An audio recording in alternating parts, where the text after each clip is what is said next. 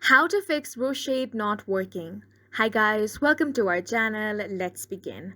Now there might be a couple of reasons why Reshade is not working. The first one can be compatibility issue with the Roblox app or an outdated Reshade version, or because of conflicting apps running on your PC.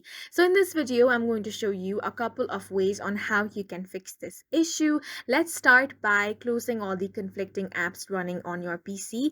So to check the apps running on your PC, you want to check out the task manager. For that, you can press Control plus Shift plus Escape, and then you want to check out the applications.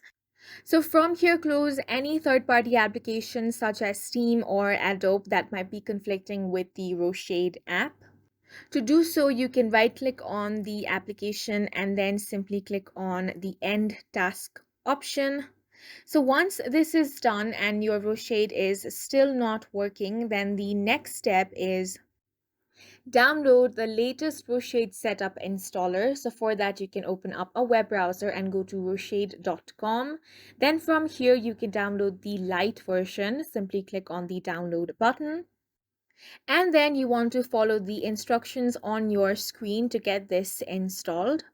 Once you have installed the latest version of Reshade, there should be no issue while opening this application.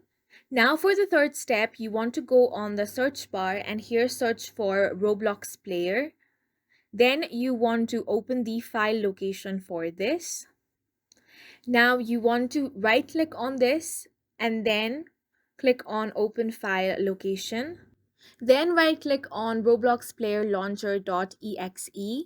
Now click on Properties and go to Compatibility. Then check the box that says Disable Full Screen Optimization. Click on Apply, then click on OK. And once you do this, you can simply launch the Reshade application and there should be no issue. And that's it for this video. We hope you guys found it helpful. Please make sure to hit the like button and subscribe for more helpful tutorials.